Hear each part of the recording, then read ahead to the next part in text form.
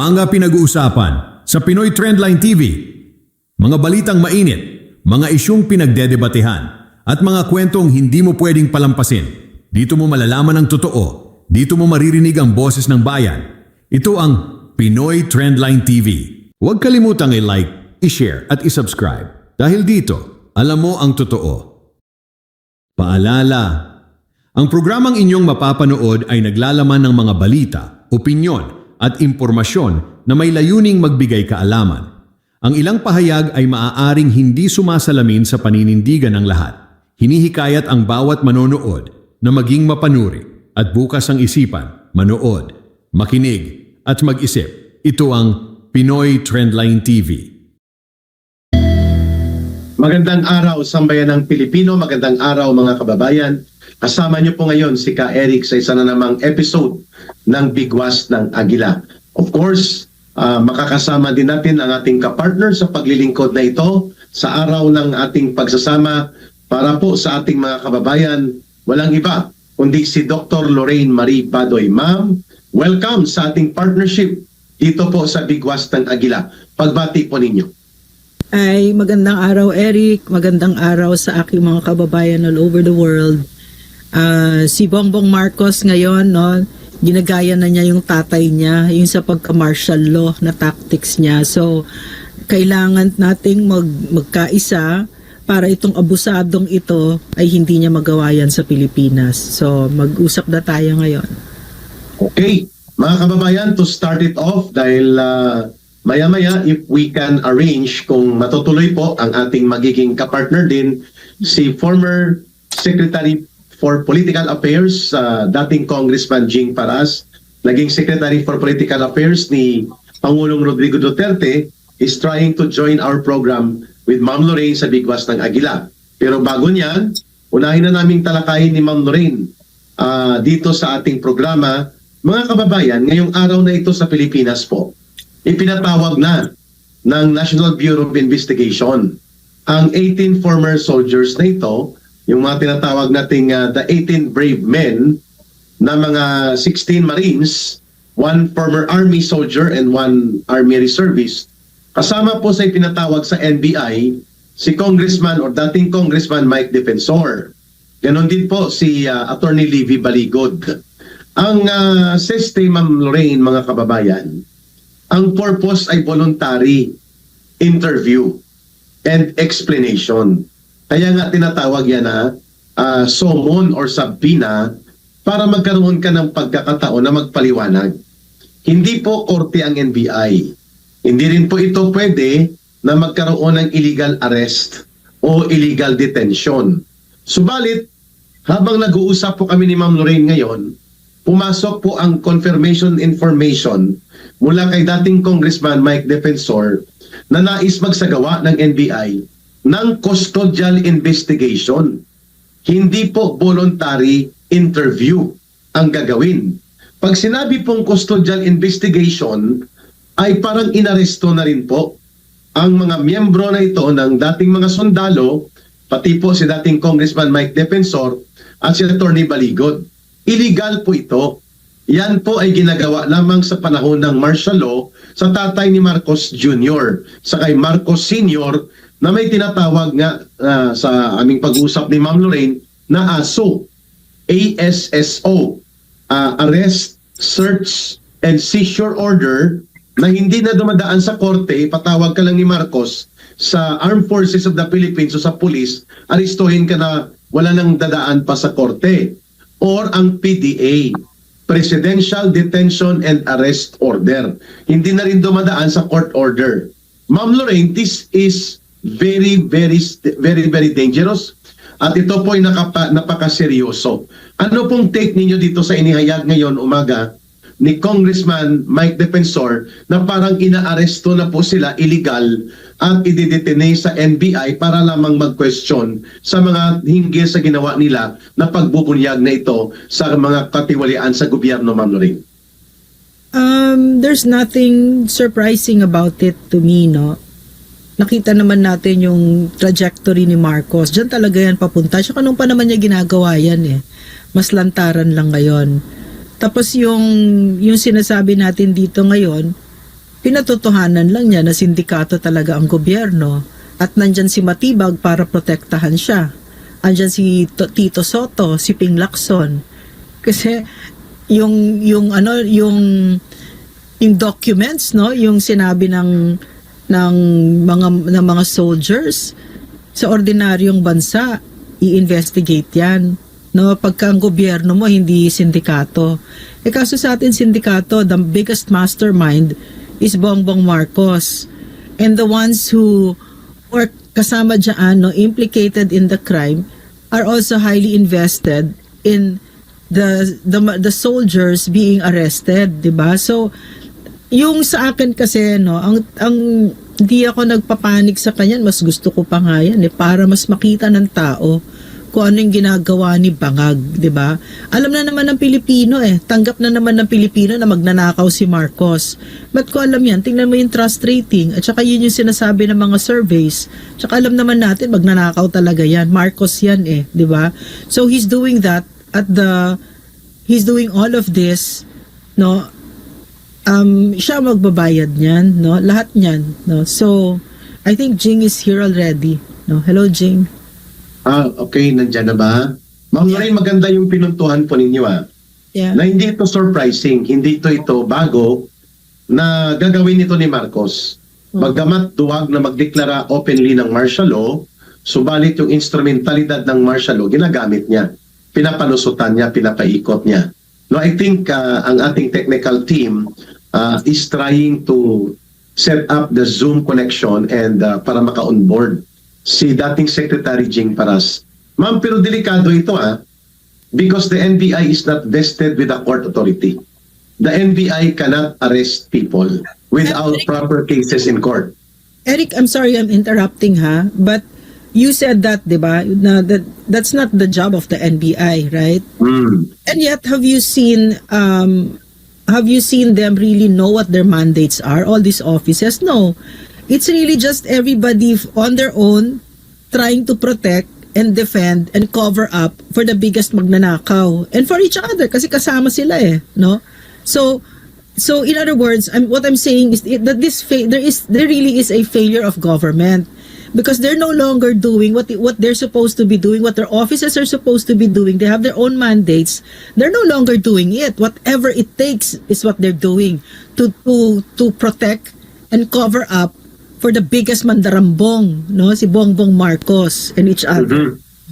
Pero kailangan pa rin natin ma'am ipaliwanag sa taong bayan for them to stand, for them na ma-realize nila na dahil hindi pa sila direktang biktima, akala nila okay lang ito. Dahil ginagawa lang ito doon sa mga nagsasalita, tumututol, at mga naninindigan. Selected pa Pero kung papayagan po natin na gawin ito ni Marcos at ng kanyang mga instrumento, delikado ito kapag ito ay naging isang kalakaran at naging normal na patakaran na hindi tinututulan ng mga mamamayan. Ma'am, excuse I think former Secretary for Political Affairs of President Duterte is now on board. Tawagin natin si dating congressman at dating secretary sa panahon po ni Tatay Digong sa administrasyon ni Pangulong Duterte para bumati po at makipagkaisa sa amin ni Ma'am Lorraine dito sa Bigwas ng Aguila. Secretary Jing Paras, are you there now? Yes, can you hear me? Opo. Yes, loud and clear. Pwede na po. And, Magandang umaga po sa inyo lahat dyan, mga tagapakinig nitong podcast ni Ka Eric at ang ating dating kasama sa administrasyon ng ating pinakamagaling na presidente, PRRD, Ma'am Lorraine Badoy. Magandang umaga. I should thank both of you for creating this podcast. Magandang umaga muli sa inyong dalawa. Yes, Kung Jing, Congressman Jing or Secretary Paras, tatanungin ka namin ni Ma'am Lorraine kasi just some few moments ago, nagpadala ng mensahe po si dating Congressman Mike Defensor. They are now at the NBI. Kasama niya ang 18 former soldiers na tinatawag ng 18 new witnesses or 18 whistleblowers at si Attorney Baligod. They were only there for invitation to explain bakit hindi sila dapat kasuhan patungkol dito sa paglalahad nila ng salaysay hinggil sa malawak na korupsyon sa gobyerno. But it turned out, Secretary Paras, sabi namin ni Ma'am Lorraine, nagkaroon bigla ng attempt na ngayon ay gawin ang custodial investigation. Similar doon sa panahon na pwede kang arestuhin at i-detain ni Marcos Sr. just because target kanya na patahimikin. Delikado po ito, Secretary Paras, itong custodial investigation sapagkat palusot ito na diskarte na parang martial law ang ginagamit na instrumento. Ano pong inyong reaksyon dito? Well, ang pagkaintindi ko ng custodial investigation is formal investigation which you should be represented by a lawyer. Under the rules on evidence and sa ating procedural rules or the rules of court, hindi pwede yung invitation lang ito eh. Yes. So, until such time na may formal charge already, hindi ka pwedeng i-confine or you'll be under custody. If custody would mean you'll be incarcerated, no? Labag po sa batas ito na ginagawa kung gaano man katotoo yan ang ginagawa ngayon. So, hindi pa naman natin nakakausap sila. Mukhang haka-haka lang naman ito yatang sinasabi natin. We'll know after the end of the day because pagka ang isang under custody for investigation, hindi pwedeng i-confine for a certain number of hours unless may warrant.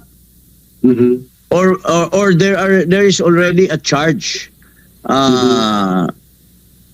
Kaya if this partakes of parang sinasabi nilang inquest, hindi naman fiscal itong NBI eh.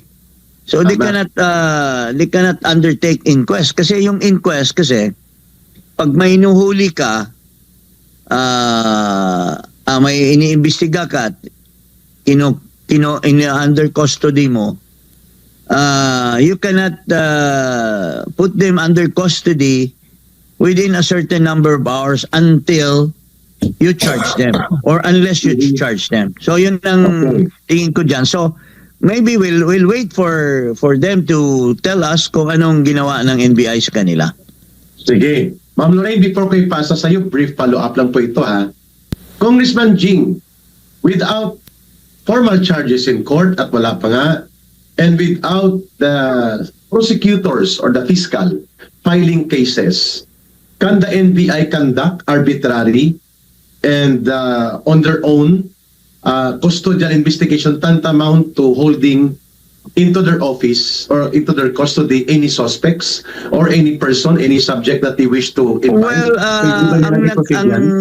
sinabihan ko nga si Mike kasi as a lawyer, hindi ka pwedeng pilitin pumunta doon eh. Yes. So tinanong ko siya, pupunta ba kayo? Sabi niya, pupunta sila eh. Because you don't have to go. Tama. They don't have to appear. Hindi naman sila persado mag-appear eh. Wala namang yung NBI, wala namang power to compel. To compel and give them in contempt. No. I have a question. Yes. Ma'am, guide. Yes, Lorraine, yes. Our experience with the Marcos administration is that they don't follow the law, right? Yes. They spit on the law, diba? They don't give a shit about due process or anything like that. So, kami ni Eric, for instance, we were invited at the HOR. Even sila Crisette, no, the bloggers invited. And yet, if you didn't go there, they would illegally detain you. Yan ang patapos. Yes, Yung pananakot, no? Correct. And that was what they did to me and Eric. So all of these things, no, from my experience with them, no, is that there's no law in the Philippines anymore. They've spat on it. They have made it exceedingly clear to the Filipino people that the Constitution no longer exists. The mere fact that President Rodrigo Roa Duterte is in The Hague, no, that's exactly the level of impunity and shamelessness and brazenness of this bangag administration. So it sounds really almost pitiful when we invoke the law and say, well, they were just invited. Diba? You get what I'm saying? Because Yeah. Nandun na tayo right. na wala na talagang sinusunod ngayon na Yes. sila nga mismo sabi nga nila, we can bend the law, 'di ba? Yes. So this is one probably instance where they are bending the law to favor whatever they wish to come out as far as this 18 Marines and former Congressman Defensor and Baligod for that matter, no? So tingnan natin kung anong outcome nito. Attorney Jing, makaback-in ako sa iyo. Ay, tatanong ko naman mo rin, ma'am, i-follow up ko to.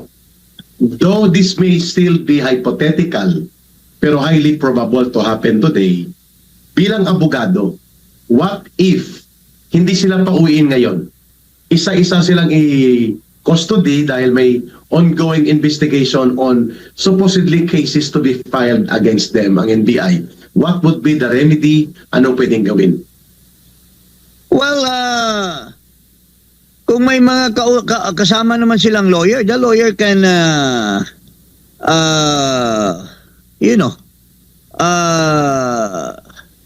tell the NBI that hindi pwede silang place in custody. Hindi pwede yun. And that will be in violation of law. Pwede silang magkaso sa NBI. Kasi ano yan, it will now, if they will be placed in custody, that is tantamount to warrantless arrest. Correct. Once you're already being arrested without a warrant. Correct. And ang warrantless arrest, there are certain preconditioned things that should happen before a warrantless arrest can be held. Like Diba? what? Like what? You are one is you are a prisoner that got out of the jail. You jailbreak. Another one is you are caught in flagrante while you are committing a crime. You can be arrested. Or yung tinatawag nilang continuing offense, no?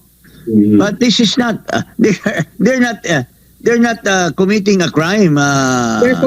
Therefore, Jing, none of those conditions exist. Walang conditions na ganon that exist. And very clear from the invitation it is revealed that they were just there for questioning, for questioning lang, or for clarificatory Interview.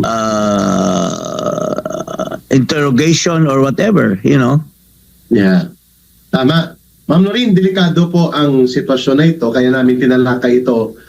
Secretary Jing Paras, you being a lawyer, hindi kami mga abogado. Yeah, Ma'am unang-una ka Eric, yung sinasabi sa interview ni Melvin Matibag, alam mo naman to si Melvin Matibag, kasama namin ni Lorraine ito. Sobrang di ba, Jing?